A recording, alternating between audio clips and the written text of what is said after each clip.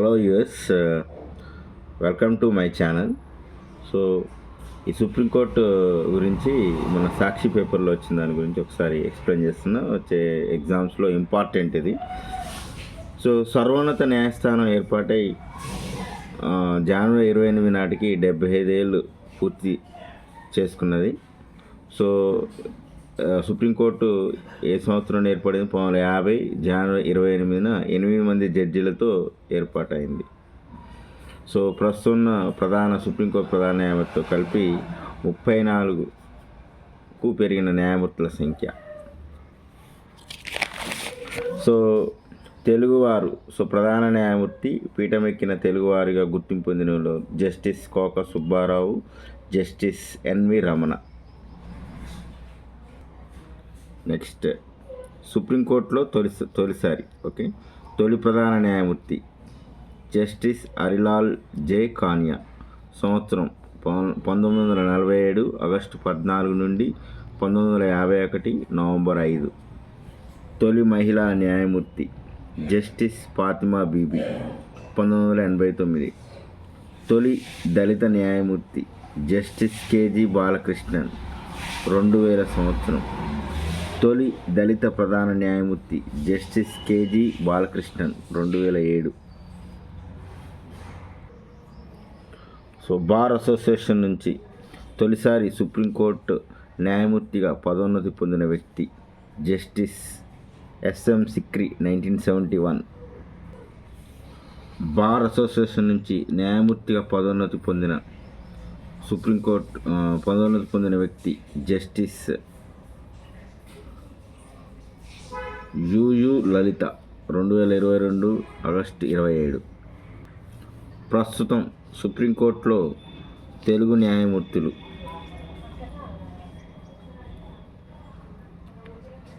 Justice Pamidi Ghantam, justice Sanjay Kumar, justice నరసి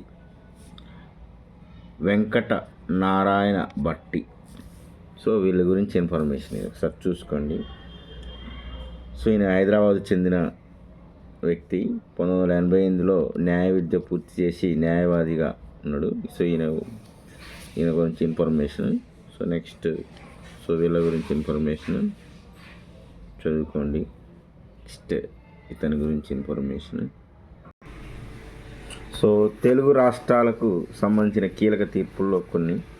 so 1993లో Unnikrishnan versus state of Andhra Pradesh, ఉమ్మడి ఆంధ్రప్రదేశ్ ఉన్నారు. ప్రాథమిక హక్కుల్లో విద్యా హక్కు లేకపోతే జీవించే హక్కుకు, వ్యక్తి గౌరవానికి అర్థం లేదని, ప్రాథమిక విద్యను ప్రాథమిక హక్కుగా గుర్తించాలని సుప్రీంకోర్టు తీర్పునిచ్చింది. లాభాపేక్ష లేకుండా సమాజానికి ఉపయోగకరంగా విద్యా సంస్థల నిర్వహణ ఉండాలి. సో ఆర్టికల్ 19 సబ్ క్లాస్ 1 ప్రకారము ప్రైవేట్ విద్యా సంస్థలను నెలకొల్పే హక్కు ఉన్న 19 సబ్ క్లాస్ 6 ప్రకారము నియంత్రించే హక్కు సర్కార్కు ఉంది అని తీర్పిచ్చింది. 1997లో సమతా versus state of Andhra Pradesh.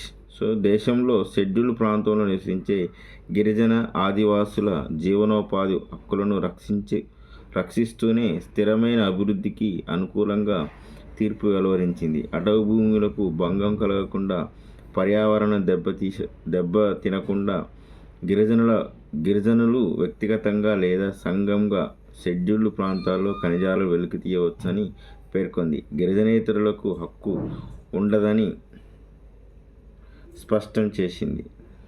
Samata అనే స్వచ్ఛంద సంస్థ పిటిషన్ వేసి పోరాటం చేయడంతో ఆ పేరుతో ఈ case ప్రసిద్ధికెక్కింది.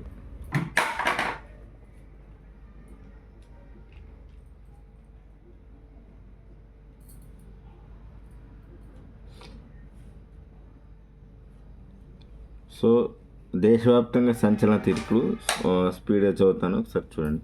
Shankari Prasad Singh versus union of India versus Bihar 1951.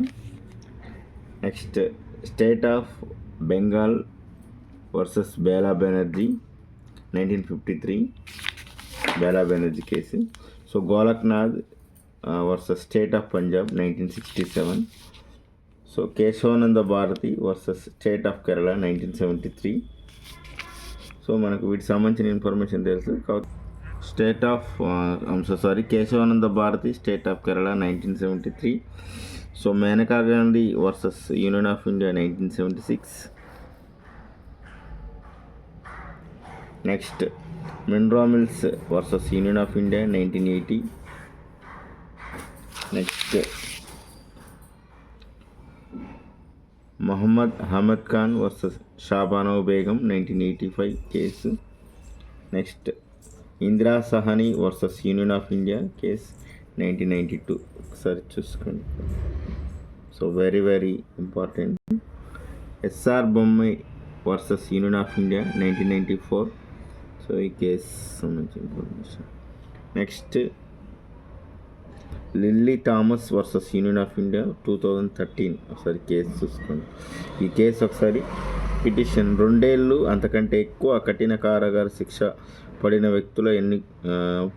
వ్యక్తులు ఎన్నికల్లో పోటీకి అనర్హులని ప్రజాప్రాతినిధ్య చట్టానికి సవరణ సిట్టింగ్ చట్టసభల సభ్యులను వర్తించదని పేర్కొనడానికి సవాల్ చేస్తూ పిటిషన్ దాఖలు.